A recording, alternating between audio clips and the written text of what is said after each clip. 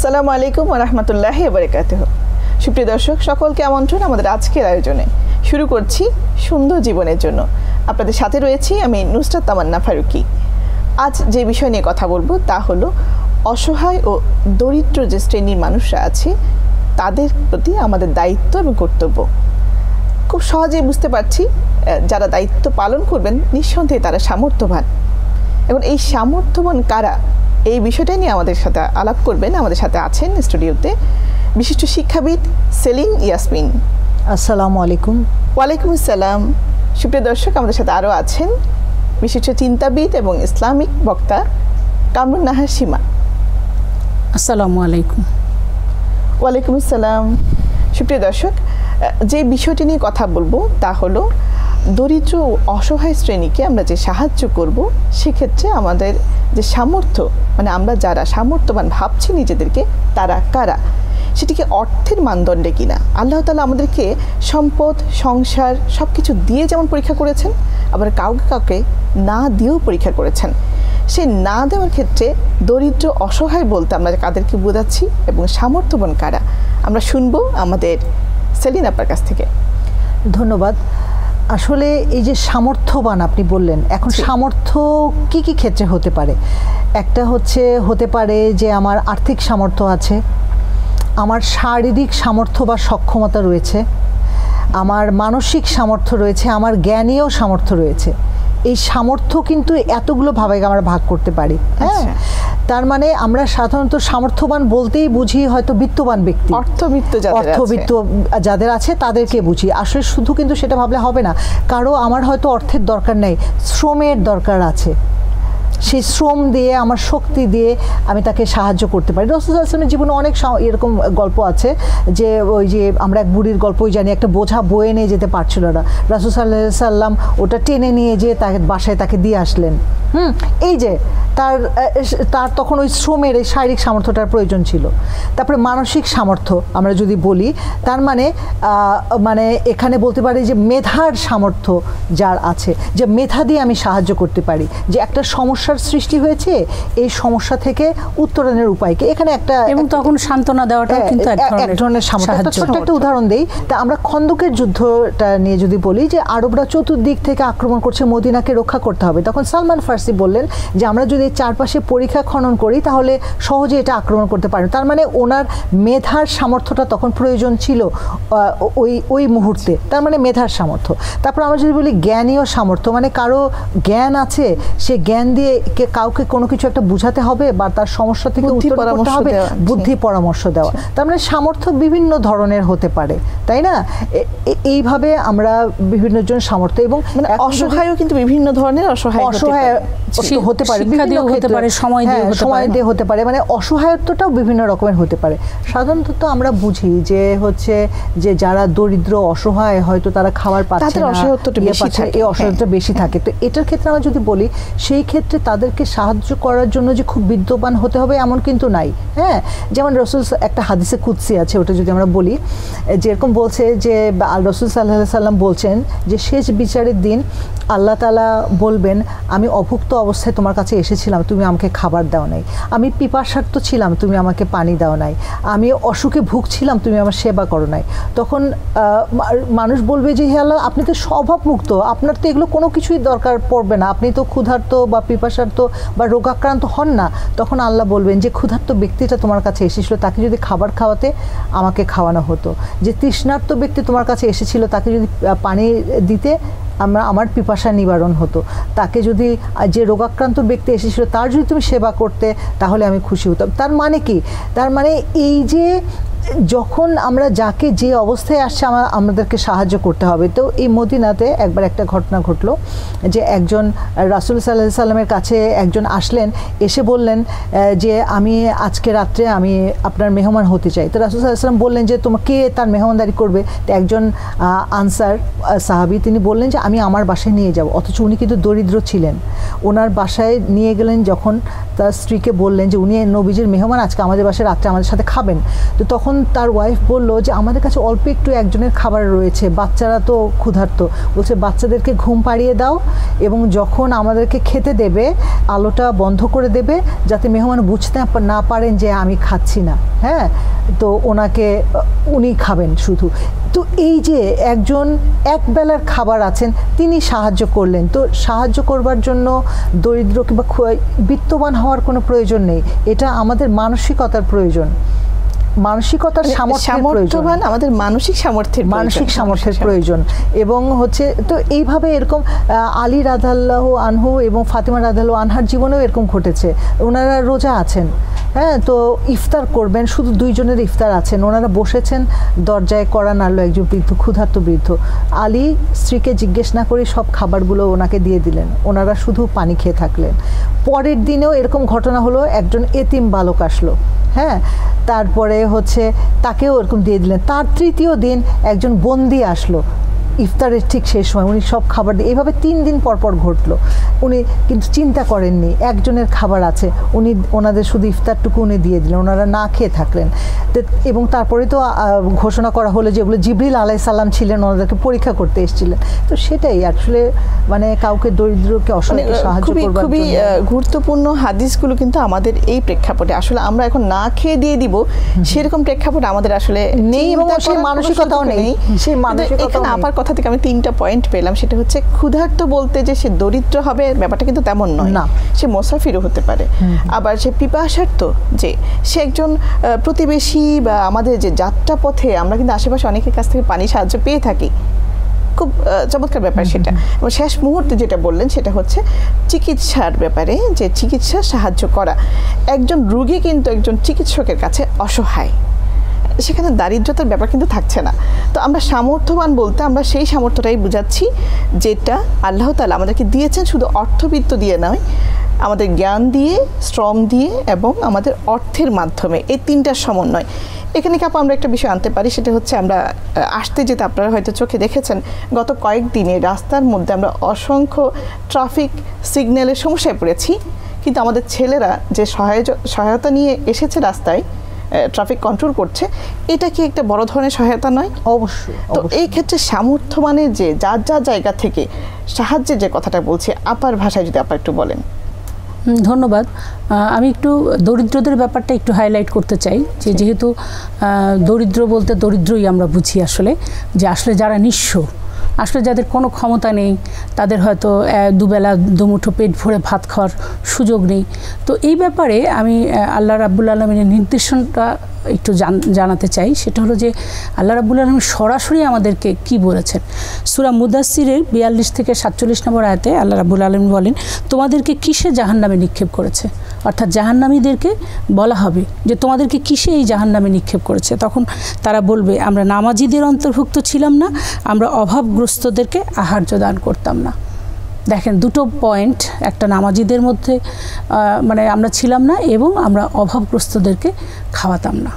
এটা কিন্তু অনেক বড় একটি বিষয়, যে জাহান্নামে অধিকাংশ লোক কী হবে, কেন জাহান্নামে যাবে, যে তারা নামাজ পড়তো না এবং অভাবীদেরকে খাওয়াতো। একটা বিষয়কে খুব গুরুত্ব দিই, সেটা হচ্ছে নামাজকে যেভাবে গুরুত্ব দিই, অবশ্যই সেইভাবে পাশাপাশি অভাবগ্রস্তদেরকেও খাওয়ানোটা ওই রকমই গুরুত্বপূর্ণ একটি বিষয়।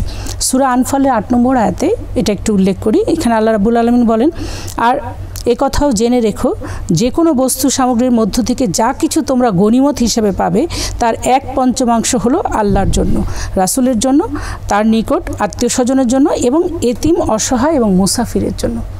গনিমতের মাল, অর্থাৎ আগে তো এটা যুদ্ধের ব্যাপার ছিল, কিন্তু এখন তো সেটা না। তার মানে আল্লাহ আমাকে যেই নিয়ামতটাই দান করবেন, আমাকে এইটা মাথায় রাখতে হবে যে আমাকে আল্লাহ তাআলা যেই নিয়ামত দুনিয়াতে দান করবেন, সেটা আমি পরিশ্রম করে উপার্জন করতে পারি, বংশগতভাবে উত্তরাধিকার সূত্রেও আমি পেতে পারি।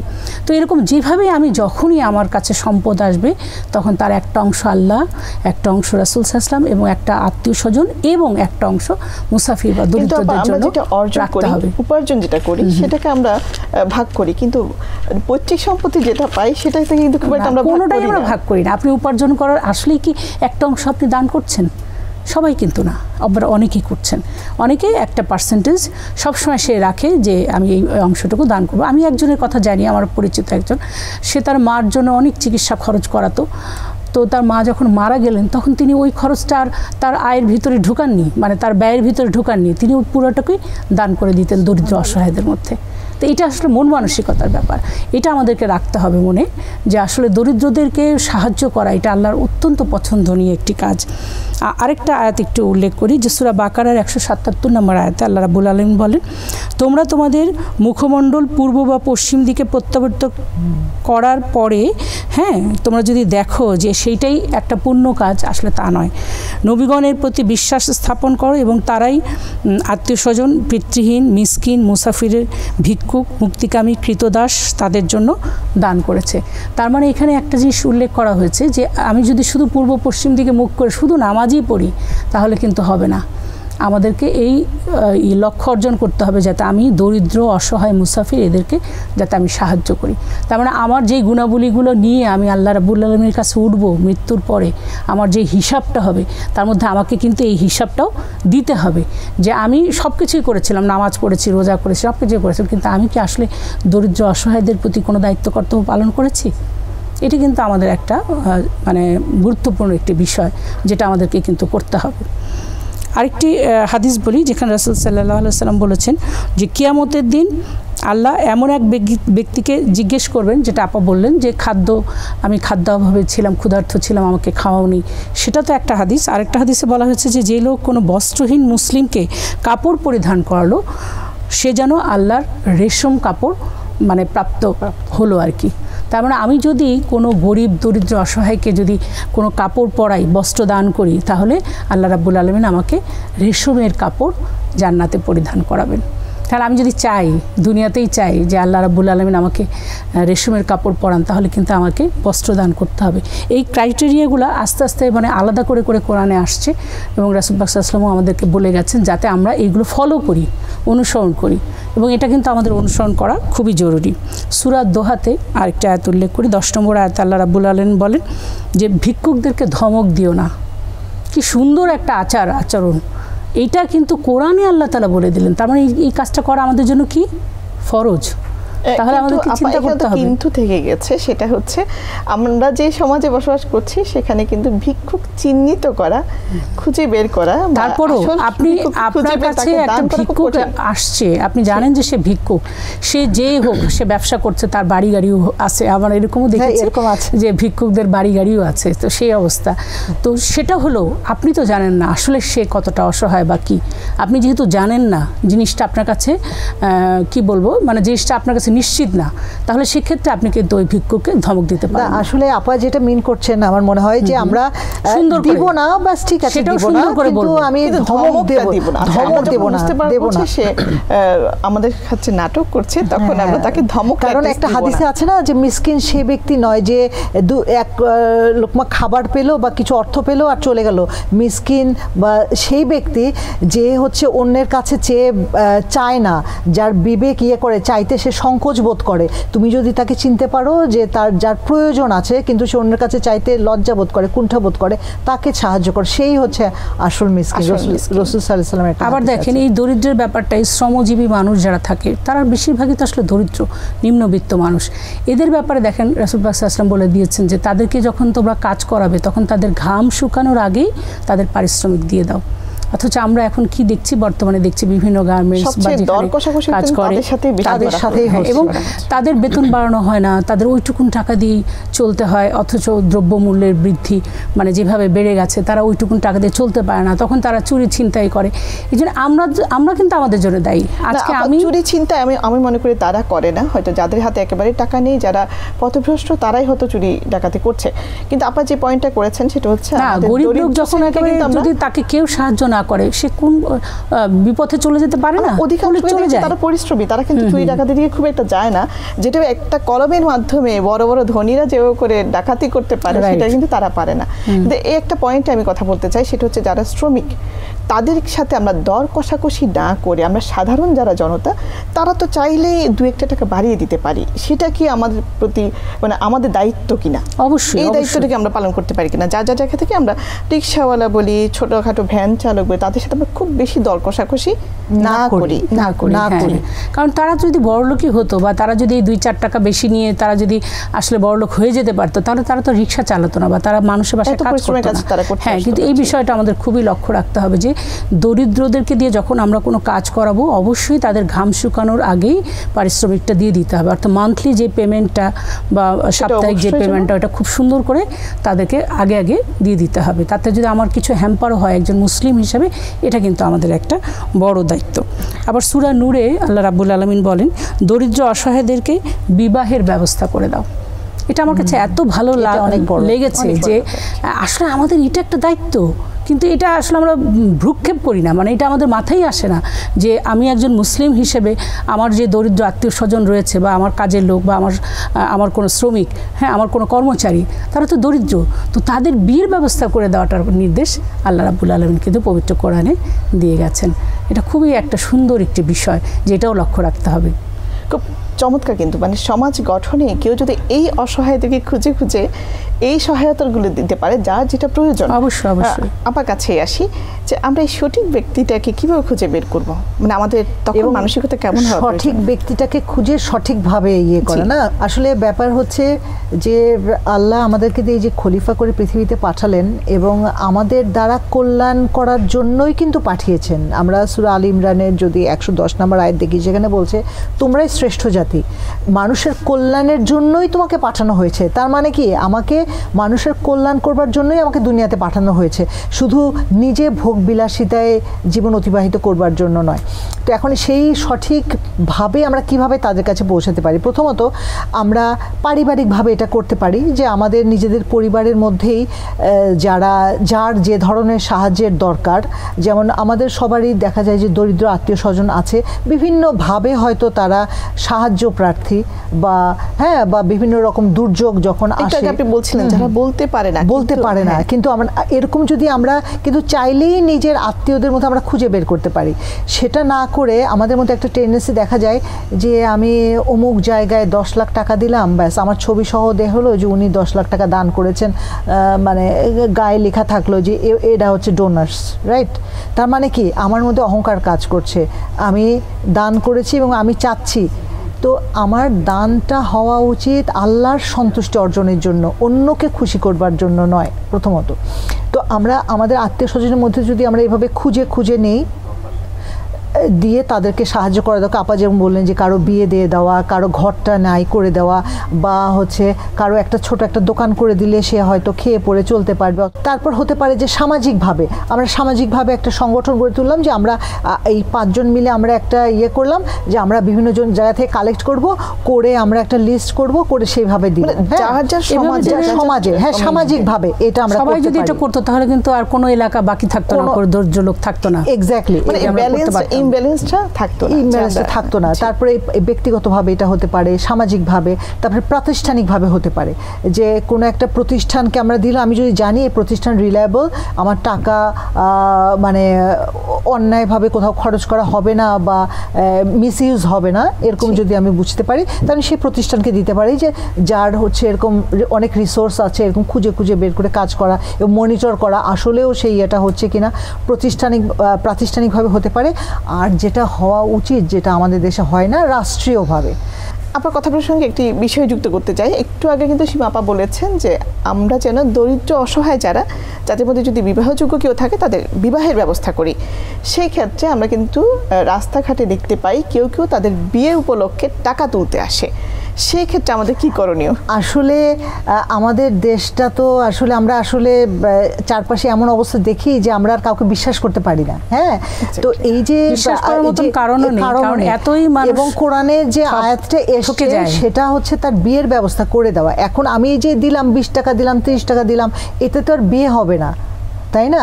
তো এরকম যদি আমার সামর্থ্য থাকে, আমি যদি ওই ব্যক্তিকে পাই, তোমার বিয়ে কোথায়, আমি একটু খোঁজ নিতে হবে। এখন আমাকে সেটা নিয়ে সেই সময়টাও আমার আছে কিনা সেটাও দেখতে হবে। আর যদি না থাকে তখন কি আমরা 20-30 টাকা দিয়ে 20-30 টাকা আমরা দিতে পারি, কিন্তু ওই ব্যাক অফ দ্য মাইন্ড তো ওটা থেকেই যাবে, ও টাকাটা কি কারণে নিচ্ছে, কেন নিচ্ছে। কারণ এরকম আমি একজনকে পেয়েছি, যেমন সে বলছে যে আমার ছেলে এবার SSC পাস করেছে, মানে এবার না, অনেক বছর আগে, বলছে যে কলেজে ভর্তি হবে, টাকা নেই। তো আমার খুবই লাগলো, আমার নিজের ছেলের কথা মনে হলো, আচ্ছা দিলাম, হ্যাঁ বই কিনবে এরকম দিলাম। 6 মাস পরে একই ব্যক্তি, আমি তো তাকে মনে রেখেছি, ও তো আর আমাকে মনে রাখেনি, হ্যাঁ একই কথা বলছে। তখন আমি বললাম যে 6 মাস আগেও আপনি এটা করছেন। এই যে আমার বিশ্বাসটা চলে গেল, তাই না? তো এই ব্যাপারগুলো আসলে আমাদের দেশে ঘটে, যেগুলো খুবই দুঃখজনক। তো সেই জন্য আমাদের উচিত কি আমরা একটু যাচাই বাছাই করে নিজেদের থেকেই করি না কেন, নিজেদের আত্মীয় স্বজন, পরিচিত লোকজন, পাড়া প্রতিবেশী যারা আছে, আমার ধরে নেই যে আমার বাসায় যে মেয়েটা আমাকে সাহায্য করছে, ওরই হয়তো ছেলে আছে যে এবার পাশ করেছে, ভর্তি হবে, আমরা ওকেই সাহায্য করি, তাহলে আমি কনফার্ম হলাম। মানে এভাবে আমরা নিজেদের মধ্যে যদি জায়গা থেকে তার আশেপাশে যে অসহায় দরিদ্র যারা আছে আমরা তাদের ব্যাপারে আগে সচেতন। আমরা অনুষ্ঠানে একেবারেই প্রায় শেষ পর্যায়ে আপনার কাছে লাস্ট একটি প্রশ্ন, সেটা হচ্ছে আমাদের পরে যে প্রজন্ম, তাদেরকে তো আমাদের একটা প্রশিক্ষণ দিতে হবে যে তোমরা এই ধারা বজায় রাখো, যেন আমরা কখনো অসহায়দেরকে অস্বীকৃতি না জানাই। তো সমাজ গঠনে আমার সন্তানদেরকে আমি এই প্রশিক্ষণ কিভাবে দিব? ধন্যবাদ। এটাও খুব একটা গুরুত্বপূর্ণ বিষয় এই সময়ের জন্য। সূরা নিসার 36 নম্বর আয়াতে আল্লাহ রাব্বুল আলামিন দেখেন এখানে বলেছে যে অধীনস্থ এতিম, মিসকিন, দাস দাসীদের সাথে সৎ এবং সদয় ব্যবহার করো। এই একটা কথাতেই কিন্তু বোঝা যায় যে আমার সন্তানরা যাতে অধীনস্থ কাজের লোক বা দরিদ্র লোকদের সাথে সদয় এবং সৎ ব্যবহার করে, এটা আমরা প্রথমেই পারিবারিকভাবে শেখাতে পারি। সম্মানের সাথে তাদেরকে যেন পারিবারিকভাবে, আমাদের গৃহকর্মী যারা আছেন আপনি দেখবেন যে তাদের সাথে আমাদের সন্তানরা খুব দুর্ব্যবহার করে বা অর্ডার দেওয়া অন্যরকম একটা ব্যবহার করে থাকে। তো সেখানে আমাদের শিক্ষাটা দিতে হবে, কিন্তু একজন নারী হিসাবে, মুসলিম নারী হিসাবে আমাকে তাকে মানে শিক্ষা দিতে হবে যে তুমি ওর সাথে ভালো ব্যবহার করো, হাসি মুখে। হ্যাঁ হ্যাঁ। এবং আরেকটা জিনিস, যেটা যখন আমি কোনো দান সদকা করব, পারলে মানে যদি সম্ভব হয় তাহলে সেটা আমার সন্তানকে দিয়ে ওদের হাত দিয়ে দান করবো। তাহলে কিন্তু ছোটবেলা থেকেই আপনি দেখবেন যে ওই যে কাজের লোকের সাথে আপনি ভালো ব্যবহার করা শেখালেন, আর তারপর আপনি শেখালেন যখনই আপনি দান করছেন একটা দরিদ্রকে, তখন আপনার সন্তানকে হাত দিয়ে সন্তানকে দেখিয়ে, এটা কিন্তু একটা বড় প্রদর্শন হবে না, আমরা যেন আমাদের সন্তানদেরকে দেখে এই ভালো কাজগুলো করি। আমরা একেবারে সময় শেষ প্রান্তে, শেষ করতে হচ্ছে এখানে। ধন্যবাদ সীমা আপা, সেই সাথে ধন্যবাদ জানাচ্ছি সেনিনা আপুকে। সুপ্রিয় দর্শক, সময়ের একেবারে শেষ প্রান্তে, শেষ করব কিছুক্ষণের মধ্যে। তবে আজকে যে বিষয়টি আমরা জানলাম সেটা হচ্ছে সামর্থ্যবান বলতে কিন্তু বিত্তবান নই, আমরা বিত্তবান না হয়ে কিন্তু সামর্থ্যবান হতে পারি। অর্থাৎ আমাদের করার যে মানসিকতা, সেটাই হচ্ছে আমাদের সামর্থ্য। আল্লাহ তাআলা আমাদের সবাইকে বুঝার তৌফিক দান করুন। দেখা হবে অন্য কোনো সময়, অন্য কোনো অনুষ্ঠানে। সে পর্যন্ত সবাই ভালো থাকুন, সুস্থ থাকুন। আসসালামু আলাইকুম।